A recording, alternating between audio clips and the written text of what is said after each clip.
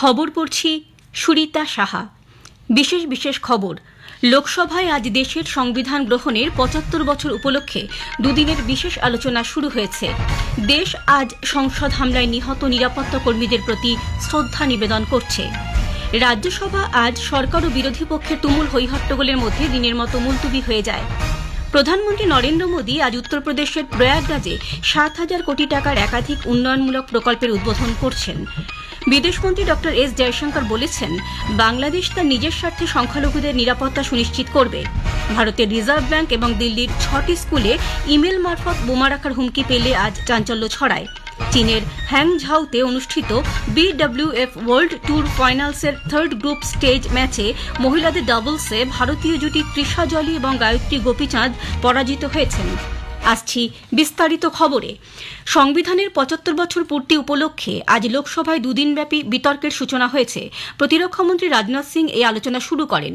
সংবিধানের ৭৫ বছর পূর্তিতে দেশবাসীকে অভিনন্দন জানান তিনি। हमारा संविधान किसी एक पार्टी की देन नहीं है।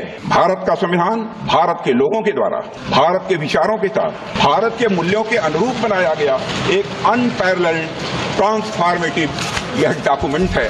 अध्यक्ष महोदय, जहां देश के शीर्ष पद को प्राप्त करने के लिए जन्म की पहचान मायने न रखती हो, यह है हमारा संविधान, जहां एक गरीब परिवार में जन्म लिया व्यक्ति भी प्रधानमंत्री बन सके। লোকসভার বিষয়গুলির মধ্যে এটিকে ভারতীয় সংবিধান প্রণয়নের ৭৫তম বর্ষপূর্তিতে বিশেষ আলোচনার শিরোনামে তালিকাভুক্ত করা হয়েছে। প্রধানমন্ত্রী নরেন্দ্র মোদী আগামীকাল এই আলোচনায় অংশ নিতে পারেন। দুদিনব্যাপী এই বিতর্কের আগে প্রধানমন্ত্রী গতকাল একটি বৈঠকে এর কৌশলগত দিক নিয়ে আলোচনা করেন। উপস্থিত ছিলেন প্রতিরক্ষামন্ত্রী, স্বরাষ্ট্রমন্ত্রী, বিজেপির সর্বভারতীয় সভাপতি সহ বিশিষ্ট নেতারা। এর আগে স্বরাষ্ট্রমন্ত্রী অমিত শাহ সংসদে তাঁর দপ্তরে জেপি নাড্ডা, বাণিজ্যমন্ত্রী পীয়ূষ গোয়েল এবং সংসদীয় বিষয়ক মন্ত্রী কিরেন রিজিজু সহ বিজেপির বিভিন্ন মন্ত্রীর সঙ্গে বৈঠক করেন। রাজ্যসভায় সংবিধানের ওপর বিতর্ক হবে আগামী ১৬ এবং ১৭ তারিখ। উচ্চকক্ষে আগামী মঙ্গলবার প্রধানমন্ত্রী বক্তব্য রাখতে পারেন। উল্লেখ্য, ১৯৪৯ সালে ২৬শে নভেম্বর গণপরিষদ সরকারিভাবে সংবিধান গ্রহণ করে। সমগ্র জাতি আজ সংসদ হামলায় নিহত নিরাপত্তা কর্মীদের প্রতি শ্রদ্ধা নিবেদন করছে। রাষ্ট্রপতি দ্রৌপদী মুর্মু এবং প্রধানমন্ত্রী নরেন্দ্র মোদী বীর শহীদদের প্রতি শ্রদ্ধা জানিয়ে বলেন, তাঁদের এই নিঃস্বার্থ আত্মত্যাগ গোটা দেশ চিরদিন মনে রাখবে। সমাজ মাধ্যমে এক বার্তায় রাষ্ট্রপতি ওই নিরাপত্তা কর্মীদের দুঃসাহসিক অবদানের কথা স্মরণ করে বলেন, তাঁদের সাহসী পদক্ষেপ এখনও দেশকে প্রেরণা যোগাচ্ছে। বীর শহীদ ও তাঁদের পরিবারের প্রতি দেশবাসী চিরকৃতজ্ঞ। সন্ত্রাসবাদী বিরুদ্ধে গোটা দেশ একসঙ্গে লড়াই চালাতে বদ্ধপরিকর বলে রাষ্ট্রপতি উল্লেখ করেন। প্রধানমন্ত্রী নরেন্দ্র মোদী নিরাপত্তা কর্মীদের সাহস এবং নিষ্ঠার ভূয়সী প্রশংসা করে বলেন, তাঁদের জন্য ভারত গর্বিত। উপরাষ্ট্রপতি তথা রাজ্যসভার চেয়ারম্যান জগদীপ ধনখড়, লোকসভার অধ্যক্ষ ওম বিড়লা, কেন্দ্রীয় মন্ত্রী এবং অন্যান্য সাংসদরা আজ সংসদে পুষ্পার্ঘ্য নিবেদন করে শহীদদের উদ্দেশ্যে শ্রদ্ধা জানান। উল্লেখ্য, ২০০১ সালের ১৩ই ডিসেম্বর সংসদ হামলায় নিরাপত্তা কর্মী সহ ৯ জনের মৃত্যু হয়। সংসদের উভয় কক্ষেই সদস্যরা সভার শুরুতে নীরবতা পালন করে আজ নিহত নিরাপত্তা কর্মীদের প্রতি শ্রদ্ধা জানান। লোকসভার অধ্যক্ষ ওম বিড়লা বলেন, ২০০১-এর আজকের দিনে নিরাপত্তা কর্মীরা সন্ত্রাসবাদীদের দুঃসাহসিক হামলা ব্যর্থ করে দেন। দেশ তথা সংসদকে রক্ষা করতে অন্যান্যদের মধ্যে শহীদ হন দিল্লি পুলিশের নিরাপত্তা কর্মী, সিআরপিএফ জওয়ান এবং সিপিডব্লিউডি এর একজন সদস্য। ये सभा 13 दिसंबर 2001 के आतंकवादी हमलों के दौरान संसद की रक्षा करते हुए वीर गति को प्राप्त सभी महान शहीदों के सर्वोच्च बलिदान के प्रति अपनी विनम्र श्रद्धांजलि अर्पित करता है। इस अवसर पर हम आतंकवाद का मुकाबला करने के लिए अपने संकल्प को पुनः दोहराते हैं और अपनी मातृभूमि की एकता, अखंडता, संप्रभुता की रक्षा के अपने संकल्प की पुनः पुष्टि करते हैं। রাজ্যসভার চেয়ারম্যান জগদীপ ধনখড় বলেন, সংসদে সন্ত্রাসবাদী হামলার আজ 23তম বর্ষ। নিরাপত্তা কর্মীরা এই দুঃসাহসিক হামলা প্রতিরোধ করতে সমর্থ হন। তিনি বলেন, দেশের মানুষ ঐক্য, স্বাধীনতা এবং ন্যায় বিচার রক্ষায় একসঙ্গে পথ চলছে। This day should also serve as a stark reminder of the need for vigilance and unity in the face of challenges to our national security. We must remain steadfast in our resolve to protect the sovereignty of our nation and ensure that the ideals of peace, liberty, justice and democracy prevail and blossom. রাজ্যসভার chairman Jagdeep Dhankhar এর বিরুদ্ধে অনাস্থা প্রস্তাব নিয়ে আসাকে কেন্দ্র করে সরকার ও বিরোধী পক্ষের তুমুল হইহট্টগোলের মধ্যে সভা আজ দিনের মতো মুলতবি করা হয়েছে।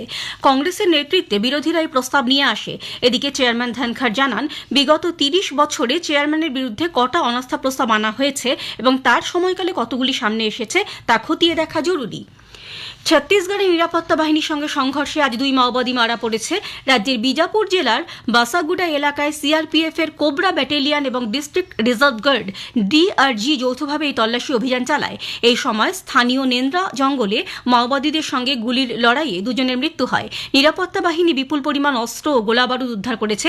এখনও তল্লাশি অভিযান চলেছে। প্রধানমন্ত্রী নরেন্দ্র মোদী আজ প্রয়াগরাজে 5,500 কোটি টাকার বিভিন্ন উন্নয়নমূলক প্রকল্পের সূচনা করছেন।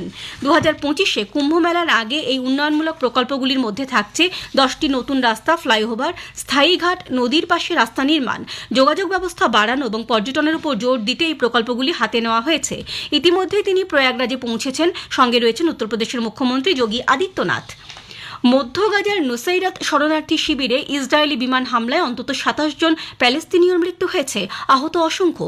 প্যালেস্টাইনের অসামরিক প্রতিরক্ষা মুখপাত্র মাহমুদ বাশাল জানিয়েছেন, ইসরায়েলি বোমারু বিমানগুলি মধ্য গাজার সরকারি পোস্ট অফিস বিল্ডিং সহ একাধিক আবাসস্থলে হামলা চালায়। বিদেশমন্ত্রী ডক্টর এস জয়শঙ্কর বলেছেন, ভারত আশা করে যে বাংলাদেশ তার নিজের স্বার্থে সংখ্যালঘুদের নিরাপত্তা সুনিশ্চিত করবে। লোকসভায় আজ তিনি বলেন, বাংলাদেশের সংখ্যালঘুদের ওপর একের পর এক আক্রমণের ঘটনায় ভারত চিন্তিত এবং সেদেশের কর্তৃপক্ষের নজরে বিষয়টি আনা হয়েছে। তিনি বলেন, বিদেশ সচিব সম্প্রতি বাংলাদেশ সফর করেছেন। সেদেশে ভারতের একাধিক উন্নয়নমূলক প্রকল্প রয়েছে এবং পারস্পরিক সুস্থ ও স্থিতিশীল সম্পর্কের জন্য বর্তমান পরিস্থিতির বদল হবে বলে ভারতের বিশ্বাস। ভারতের রিজার্ভ ব্যাংকে বোমা রাখার হুমকি মেল আসায় আজ চাঞ্চল্য ছড়ায়। রুশ ভাষায় লেখা ইমেলটি ব্যাংকের সরকারি ওয়েবসাইটে পাঠানো হয়েছে। এ ব্যাপারে মামলা দায়ের করা হয়েছে মুম্বাইয়ের মাতা রামাবাই আম্বেদকর মার্গ পুলিশ স্টেশনে। মেলটি কোথা থেকে পাঠানো হয়েছে সে ব্যাপারে তদন্ত শুরু করেছে পুলিশ। উল্লেখ্য, 1 মাসের মধ্যে এই নিয়ে দ্বিতীয়বার এই ধরনের ঘটনা ঘটল।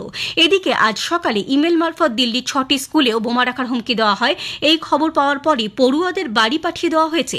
দিল্লি ফায়ার সার্ভিসের নির্দেশক অতুল গর্গ জানিয়েছেন, Bhatnagar international, Cambridge school, Shri নিশিবাসপুরী, DPS Amar colony, south Delhi public school, defence colony, Delhi public school, Safdarjung enclave এবং ভেঙ্কটেশ্বর গ্লোবাল স্কুল রোহিণীতেও এই হুমকি মেলগুলি আসে। উত্তর পশ্চিম এবং মধ্য ভারতের আগামী 2-3 দিন শৈত্যপ্রবাহ চলবে বলে পূর্বাভাস দিয়েছে ভারতীয় আবহাওয়া দপ্তর। রাজস্থান ও ছত্তিশগড়ে আজ এবং পাঞ্জাব, উত্তরপ্রদেশ, হরিয়ানা, চণ্ডীগড় এবং মধ্যপ্রদেশে আগামী 15ই ডিসেম্বর পর্যন্ত শৈত্যপ্রবাহ চলবে। পূর্ব ভারতে গাঙ্গেয় পশ্চিমবঙ্গ, বিহার এবং ঝাড়খণ্ডে আগামী 2 দিন একই পরিস্থিতি থাকবে বলে আবহাওয়া দপ্তর জানিয়েছে। ভোরের দিকে এবং রাতে হিমালয় সন্নিহিত পশ্চিমবঙ্গ, সিকিম এবং বিহারে ঘন কুয়াশা আজ পর্যন্ত থাকবে এবং অসম, মেঘালয়, নাগাল্যান্ড, মণিপুর, মিজোরাম ও ত্রিপুরায় এই পরিস্থিতি চলবে এ মাসের 17 তারিখ পর্যন্ত। চীনের হ্যাংঝাউতে অনুষ্ঠিত বিডব্লিউএফ ওয়ার্ল্ড ট্যুর ফাইনালসের মহিলাদের ডাবলসে ভারতীয় জুটি তৃষা জলি এবং গায়ত্রী গোপীচাঁদ পরাজিত হয়েছেন। তারা জাপানি জুটি নামি মাতসুয়ামা এবং শিহারু শিদার কাছে 17-21, 13-21 পরাজিত হন।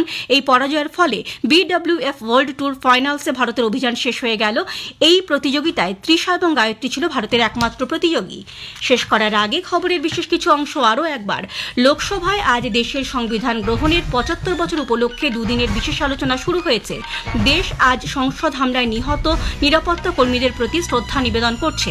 রাজ্যসভা আজ সরকার ও বিরোধী পক্ষের তুমুল হইহট্টগোলের মধ্যে দিনের মতো মুলতবি হয়ে যায়। প্রধানমন্ত্রী নরেন্দ্র মোদী আজ উত্তরপ্রদেশের প্রয়াগরাজে 7,000 কোটি টাকার একাধিক উন্নয়নমূলক প্রকল্পের উদ্বোধন করছেন। খবর শেষ হলো।